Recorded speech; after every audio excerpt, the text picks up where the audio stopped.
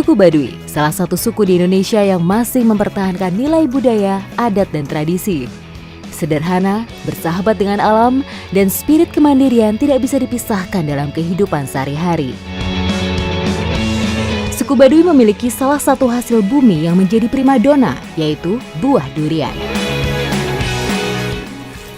Memang biasanya di yang mana banyak ya?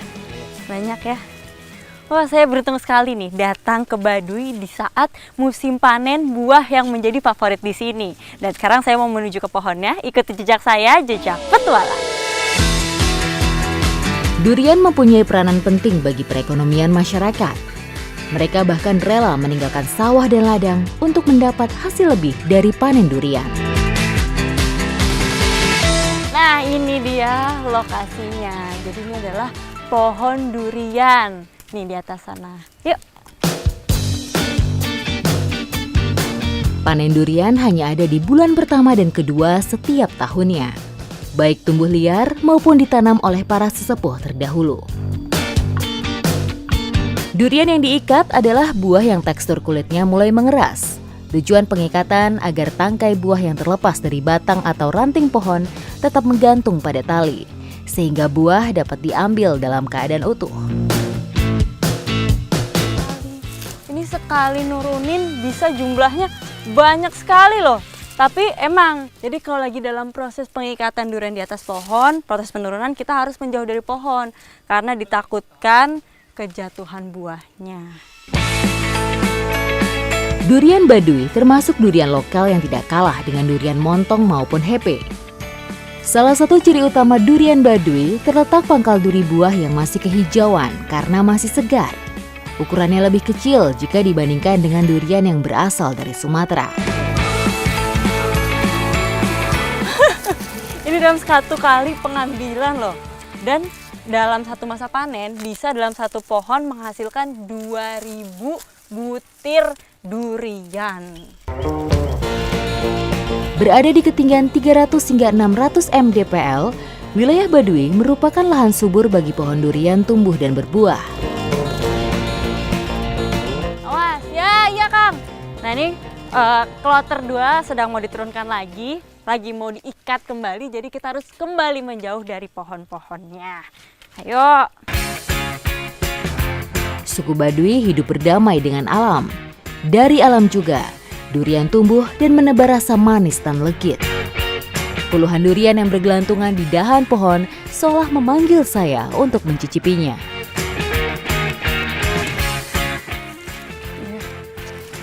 Oh, yang ini lebih besar-besar nih. Tapi walaupun kecil, yang sebelumnya ini udah matang juga. Beda ukurannya aja. Saat pemanen biasanya dilakukan tidak sendirian. Anak-anak di Baduy juga seringkali ikut saat memanen buah berbau nyengat ini. Menunggu dan mengumpulkan durian yang sudah jatuh ke tanah. Ini juga masih hati-hati nih dalam mengikatnya. Karena ini datarannya tidak rata. Jadi bisa-bisa kakinya tertimpa sama duren.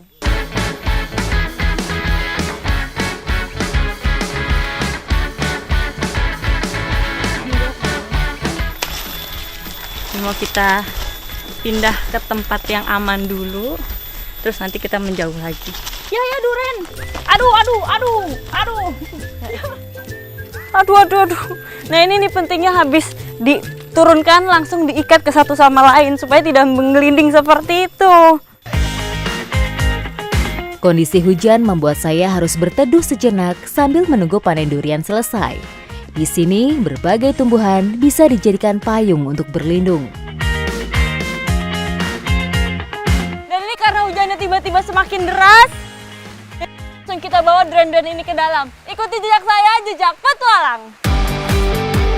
Mengikuti proses memanen durian tidak lengkap rasanya jika tidak mencicipi buahnya. Sebelum dicoba, durian harus dipilih yang sudah matang. Suku Baduy juga punya cara tersendiri untuk menebak durian mana yang sudah matang dan bisa langsung dinikmati. Nah ini jadi gini nih caranya untuk menentukan mana durian yang udah bisa dikonsumsi dan mana yang belum. Yang pertama, batangnya dia akan putus di ruas pertama kalau dia udah matang. Terus warnanya juga udah mulai kecoklatan dan aromanya Harum pastinya kalau udah matang.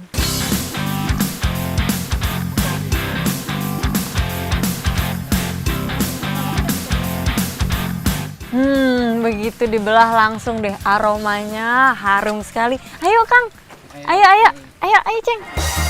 Ceng. Durian ini nantinya akan dipasok ke sejumlah pedagang pengecer di Rangkas Bitung dan sekitarnya. Harganya dimulai dari Rp30.000, tergantung besar kecilnya buah. Ayo.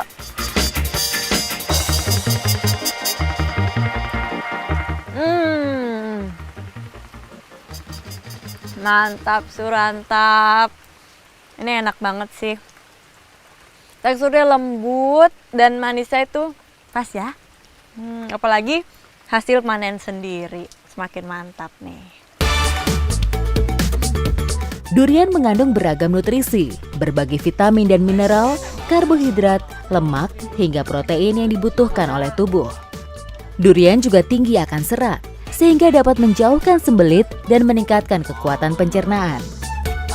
Dan ternyata bukan cuma dimakan langsung aja. Durian ini bisa diolah juga loh di sini. Penasaran apa yang diolah? Ikuti jejak saya, jejak petualang.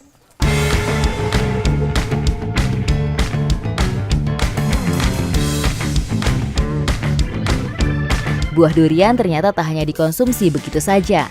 Sebagian masyarakat Baduy kembali mengolah durian menjadi campuran penguat rasa pada gula aren. Gula kadu. Nah, durian ini akan kita campur dengan gula aren dan ini akan menjadi gula kadu. Pencampuran buah durian hanya untuk menambah rasa manis pada gula aren. Kebiasaan masyarakat Baduy mengolah gula seperti ini melahirkan jenis gula tersendiri yang diwarisi secara turun-temurun. Untuk panci yang sebesar ini kita cukup menggunakan durian satu ruas aja atau sekecil ini, karena kalau terlalu banyak nanti saat sudah mengering gulanya nggak mau padat atau jadi mencair.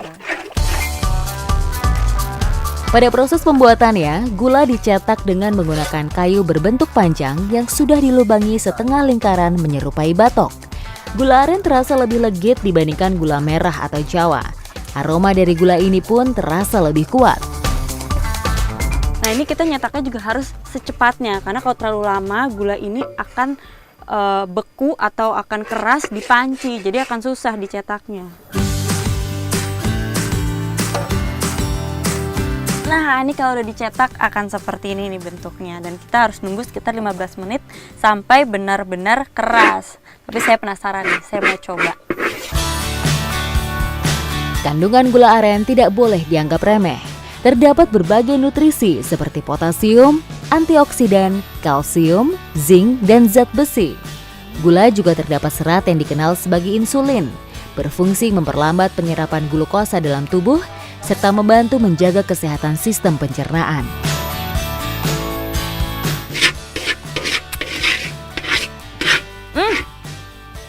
Ini enak banget, karena udah caramelize, ditambah ada rasa durian yang tipis-tipis, itu bikin gula aren ini semakin nikmat.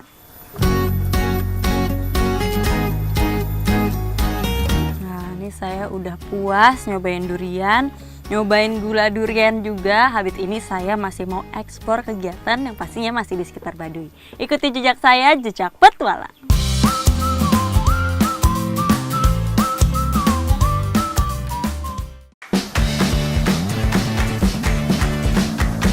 Kebiasaan masyarakat Baduy berjalan kaki sudah sejak dulu dilakukan.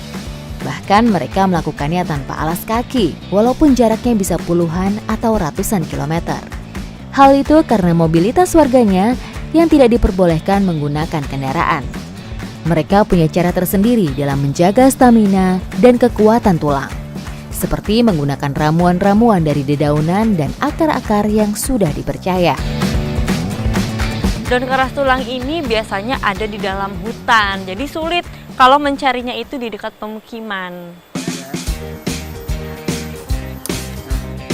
Nah, ini jadi karena emang dia udah ada buku-bukunya, jadi mudah ya untuk memetiknya, cukup dipotekkan saja. Daun keras tulang ini akan kita buat menjadi minuman atau godokan. dan pastinya berkhasiat. Ikuti jejak saya, jejak petualang.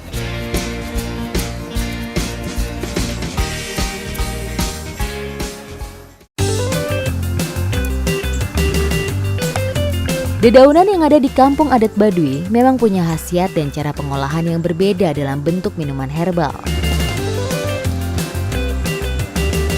Ini ya, nah ini biasanya untuk satu kastro kecil kita membutuhkan minimal 5 lembar daun.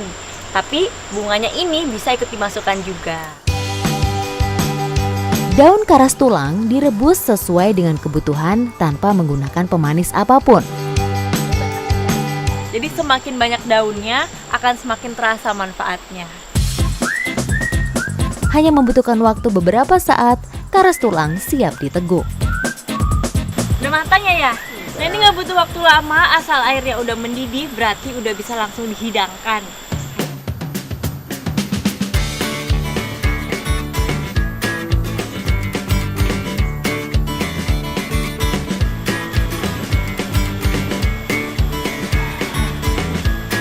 Ini rasanya mirip teh ada minnya, tapi tipis sekali rasanya. Dan ini enak sekali di tenggorokan tuh hangat.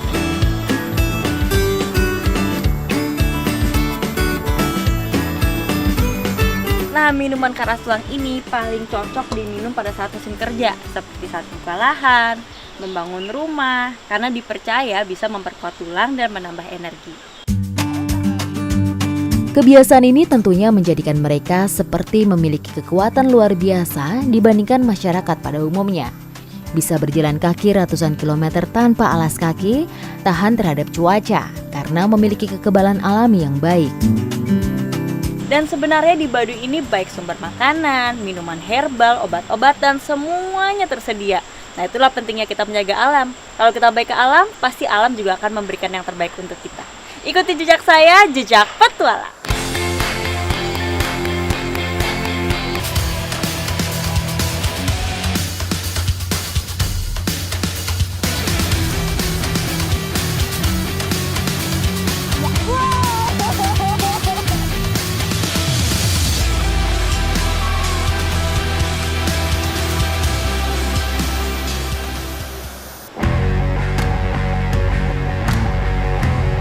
Satu kegiatan lagi yang menggugah rasa penasaran saya saat berada di Baduy.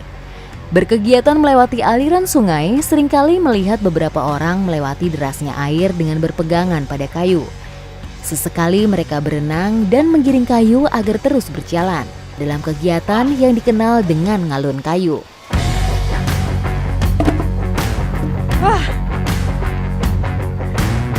Utama sungai bagi masyarakat Baduy bukan hanya untuk bersih-bersih, tapi juga untuk ngalun kayu. Seperti ini nih, ikuti jejak saya, jejak petualang. Ngalun kayu dilakukan pada pagi hari. Kayu yang datang pagi ini ditepikan dulu karena jarak yang masih terbilang jauh untuk sampai lokasi pemberhentian terakhir, sehingga harus dilanjutkan keesokan harinya. Jadi emang biasanya kayu-kayu ini dialunkan atau dihanyutkan dari hulu ke hilir, dan di setiap bagian-bagian itu sudah ada yang menunggu seperti ini. Kayu-kayu dialun dari hutan warga menuju ke tempat yang sudah ditentukan. Biasanya sudah ada penerima kayu di pinggir sungai. Jadi ngalun kayu ini selalu dilakukan bersama-sama. Jadi masyarakat Baduy bergotong royong untuk mengangkat kayu-kayu ini dari aliran ke daratan untuk nantinya kembali dialunkan. Kayu-kayu ini merupakan jenis Albacea atau sengon. Sengon adalah pelopor pohon multiguna yang dapat dibudidayakan secara cepat dan mampu tumbuh di segala kondisi tanah. Bobot kayunya terbilang ringan dan kayunya tidak terlalu keras. Meskipun berbobot cukup ringan, kayu sengon termasuk jenis kayu yang sangat kuat dan awet. Nah, biasanya sekali mengalun, kayu-kayu yang dibawa ini sampai 100 meter kubik. Jadi kebayangkan, di sana masih ada banyak lagi moka-mokaan kayu yang masih menuju ke sini.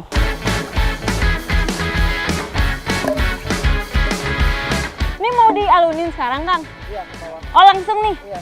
Saya ikut boleh ya? Iya, Bapak. Wah, nih Ternyata ada yang langsung dialurin sekarang, jadi saya mau ikutan ke bawah.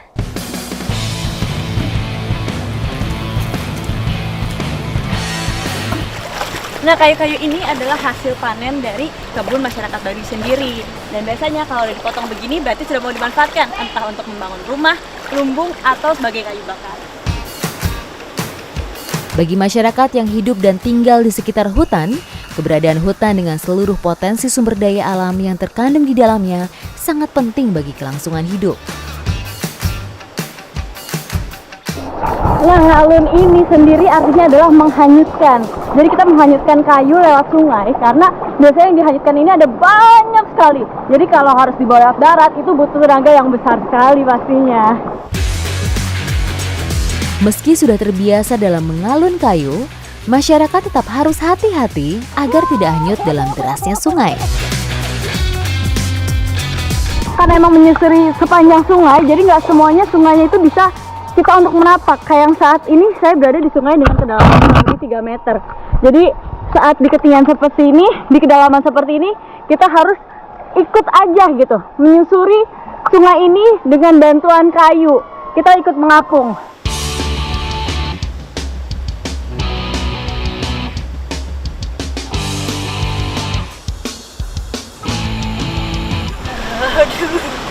Ini emang karena jaraknya panjang, biasanya di tengah-tengah kita beristirahat seperti ini. Tapi yang saya rasakan kalau kita beristirahat seperti ini, malah badan terasa dingin.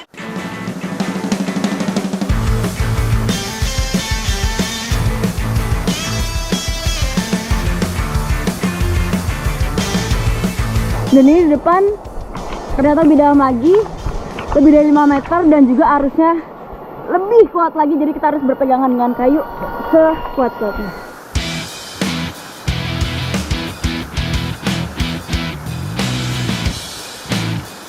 Nah, karena di bagian ini arusnya sangat deras, jadi kita alunkan kayunya duluan, lalu kita lewat jalan yang lebih aman untuk dilewati. Mengalun kayu melewati sungai lebih efisien dibandingkan melewati darat. Jika jumlah kayu terbilang banyak, proses ngalun kayu ini bisa menghabiskan waktu berhari-hari untuk sampai tujuan. Kayu yang sudah sampai nantinya ditunggu sampai kering terlebih dahulu sebelum diangkut keluar. Karena jenis kayu ini mudah lapuk jika terkena air. Tapi jika digunakan sendiri, masyarakat Baduy sengaja merendam kayu selama beberapa hari karena dipercaya dapat membuat kayu menjadi lebih kuat.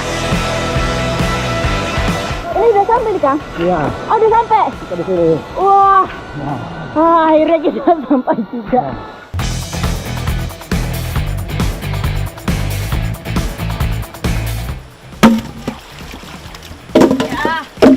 Nah, ini kalau udah begini biasanya akan dilanjut alun di keesokan harinya.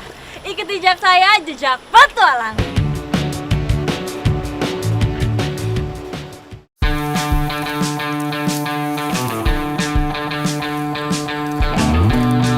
Masyarakat suku Baduy sangat mengenal baik lingkungan di sekitarnya. Mereka hidup dalam berbagai ekosistem alami dan telah lama hidup berdampingan dengan alam secara harmonis. Sehingga mengenal berbagai cara memanfaatkan sumber daya alam secara berkelanjutan. Aktivitas utama masyarakat Baduy adalah berladang dan hari ini saya mau ikut serta melakukan kegiatannya. Ikuti jejak saya, jejak petualang.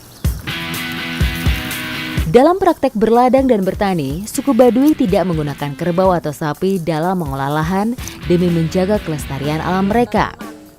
Sistem berladang dikerjakan sesuai dengan kepercayaan serta ideologi hidup mereka, yaitu untuk tidak membuat perubahan pada alam. Mereka menanam padi dan tumbuhan lainnya sesuai dengan kontur lereng dan tidak membuat teras siring. Masyarakat di sini biasanya bergotong royong nih untuk ngoret, baik 4 sampai 10 orang dan biasanya dilakukan pagi atau sore hari.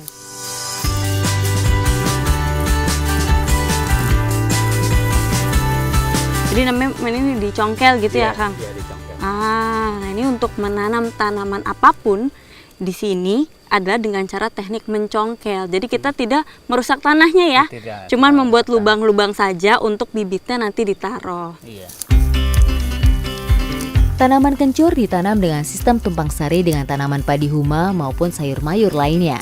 Spirit bertahan hidup dengan kekuatan sendiri diwujudkan dalam gairah dan etos kerja yang tinggi. Jadi kita membuat lubang itu jaraknya minimal 10 cm karena bibitnya emang cukup besar ya. Nah ini kita mau nanam kencur, tinggal kita masukkan. Kencur merupakan salah satu tanaman obat yang banyak ditanam masyarakat Baduy karena ragam manfaatnya. Masyarakat Baduy menanam kencur dalam skala besar karena keuntungan yang menjanjikan. Nah ini satu kencur seperti ini biasanya bisa dibagi 2-3 untuk nanti disebarluaskan kembali. Tinggal kita masukkan ke lubang-lubang yang sudah dibuat. Berladang bersama suku Baduy membuat saya terasa lapar dan ingin segera pulang untuk menyantap makanan yang digemari suku Baduy. Penantian saya terbayarkan. Sesampainya di rumah, saya sudah ditunggu dengan sajian yang menggugah.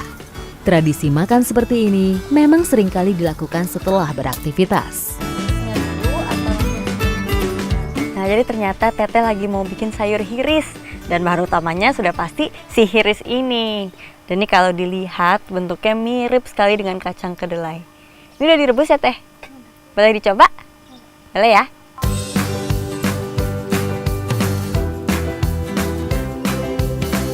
Dan rasanya pun mirip sekali dengan kacang kedelai. Ini apa lagi Teh?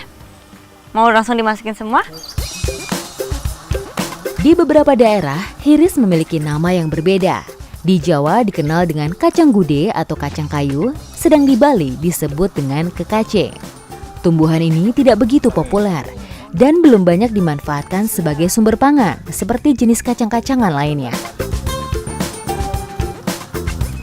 Ini semuanya kalau airnya udah mendidih bisa langsung dimasukkan. Gimana ya? Ya masukkan langsung. Langsung semuanya bareng-bareng? Oh ininya aja dulu. Oh kacangnya dulu. Kacang dulu.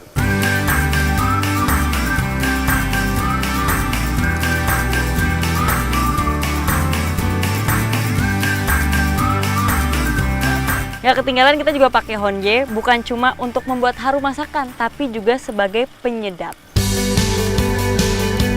Proses memasaknya terbilang mudah. Hanya dengan merebus, sayur ini siap untuk disantap dengan nasi hangat. Nah masakannya udah mateng nih, udah kita nanti siap cicipin. Mantap. Mantap, ini begitu dibuka, kastrolnya langsung aromanya Keluar. semerbak harum sekali. Ini bikin lapar nih ya. Ayo langsung kita coba ya. Ya.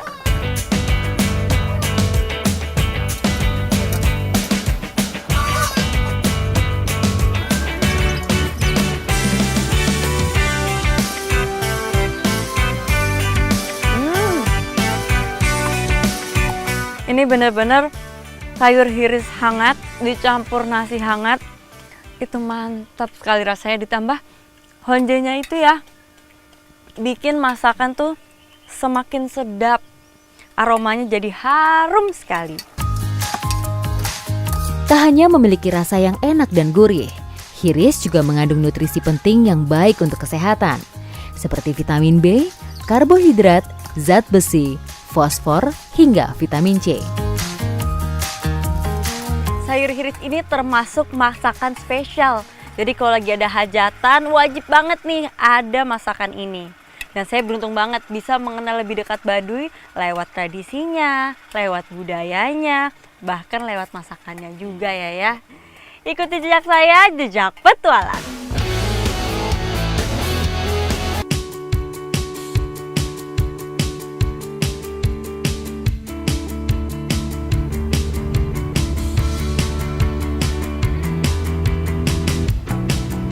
Selain ramah, tolong-menolong atau kerjasama merupakan bagian yang tak terpisahkan dari ciri khas masyarakat Baduy. Saya juga mau ikut merasakan bagaimana kebersamaan dalam membetulkan saung. Nah ini adalah saungnya ayah, tapi lagi dibenerin, jadi kita mau ikut bantu-bantu juga. Yang mana ya, sebelah sana dulu ya? Sebagian masyarakat suku Baduy memiliki saung untuk beristirahat saat berladang, karena jarak yang ditempuh cukup jauh dari tempat tinggal. Nah, saung ini biasanya terbuat dari bambu, kayu, dan juga daun apa ya namanya? Kirai. Daun kirai. Daun kirai. Daun kirai, dan kayunya itu bisa kayu apa aja asal kuat dan juga tahan rayap. Pembetulan saung seperti ini tidak dilakukan setiap hari, melainkan pada kondisi tertentu. Jika ada yang rusak atau harus diganti, maka bangunan segera dibetulkan. Wah, ternyata nyaman sekali loh istirahat di saung seperti ini. Ikuti jejak saya, jejak petualang.